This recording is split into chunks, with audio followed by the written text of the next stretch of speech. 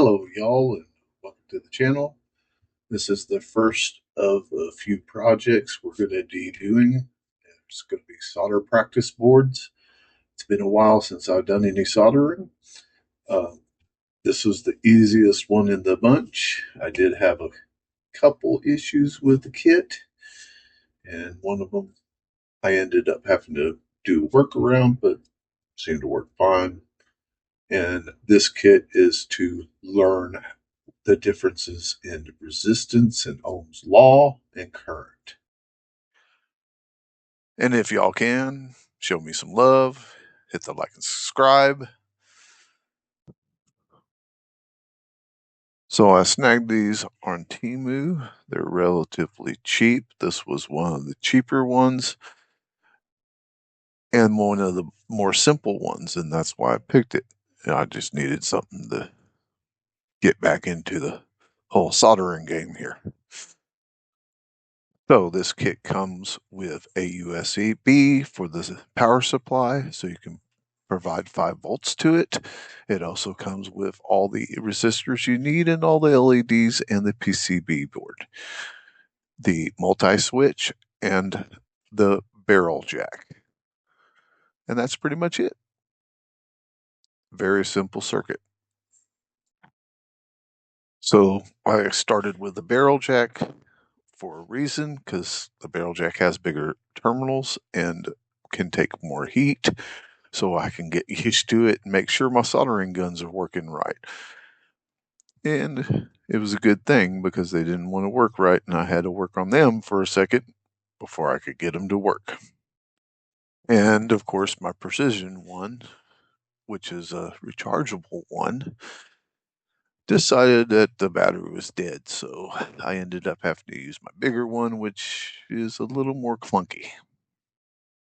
It took a second for the tip to get tinned right and start accepting the solder the right way and heating things up like it's supposed to, but eventually I got it to work like it's supposed to.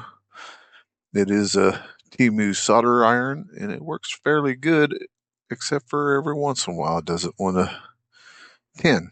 It's something about the metal they used for the tip, I guess. And I prefer to use my smaller one for the smaller contacts that I have to solder, but my other solder gun was dead, so ended up using this clunky old beast. All right, the next step is to put on the little multi-switch, and as you can see, my little portable one worked for about 3 solder joints, and then I had to switch over to the big one.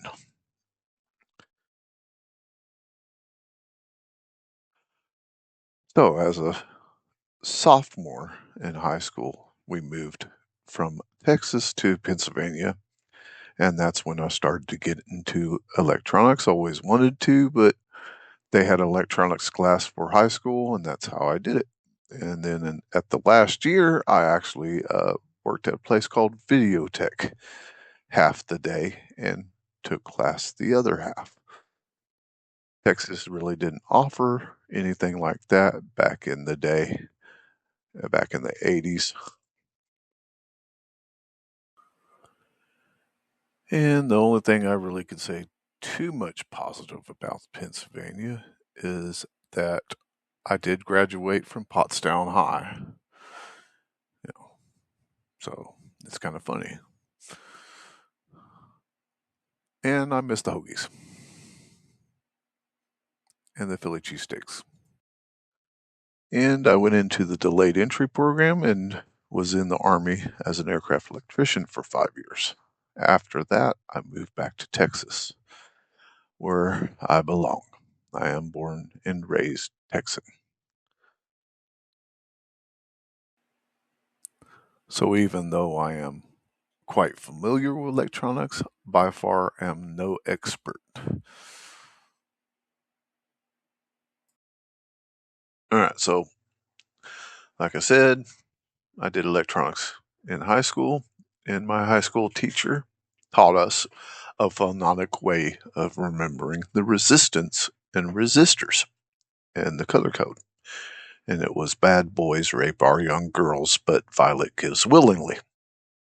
And that basically tells you the color code so you don't forget. And that's one of the things I've never forgot in that class was that phonic. All right, next is going to be our LEDs, and they are polarized. The long lead is going to be positive, the short lead is negative.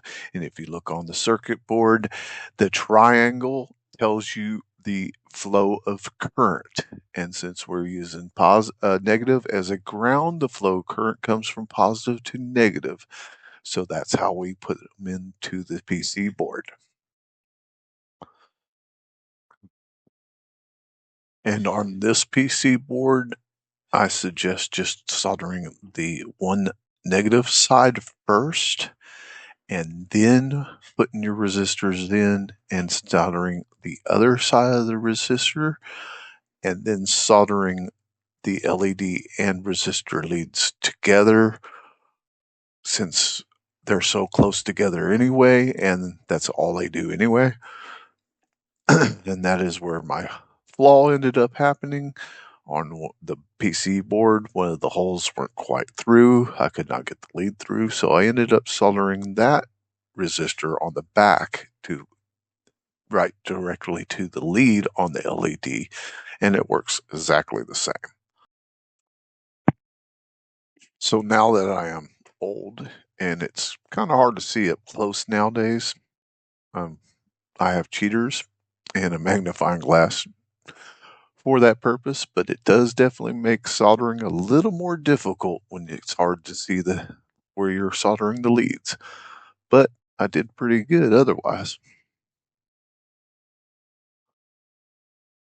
And yeah, I've seen people using the liquid flux, the rosin. I'm not sure where to get that, but it would be nice to find. This rosin I use now is not very good, but it does the job. All right, and then the last step is to put the resistors in, and you'll have to do them in order. They got the values at the bottom of the PC board. You can either use the code and read off the stripes for the amount, or you can just use a multimeter like I did and cheat.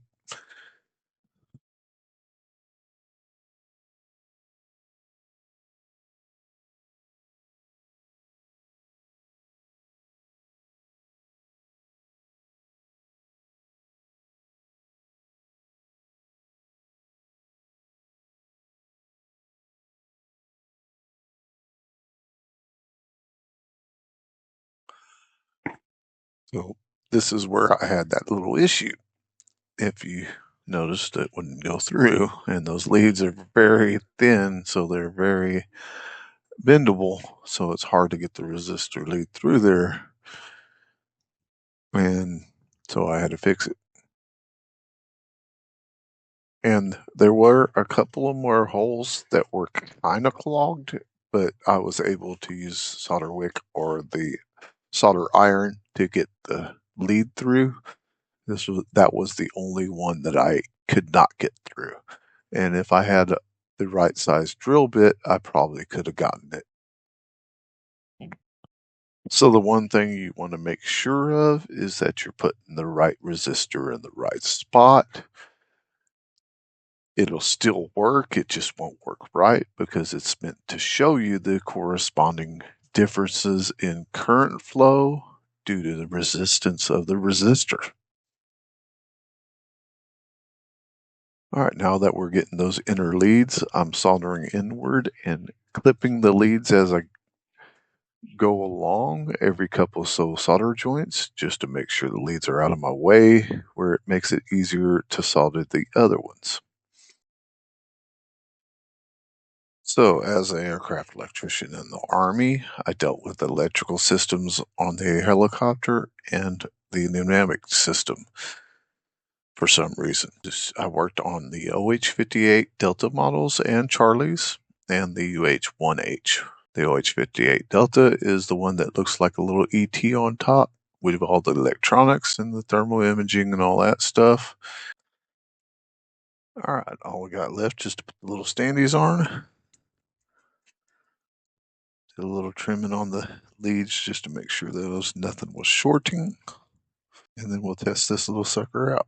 And the crew chiefs used to be really bad about pulling cannon plugs off the wire harness that went through the mast. And you would sit there and have to solder pins on each wire again and put a cannon plug back in. And it was special wire, which was xenon coated, so it made it even more difficult.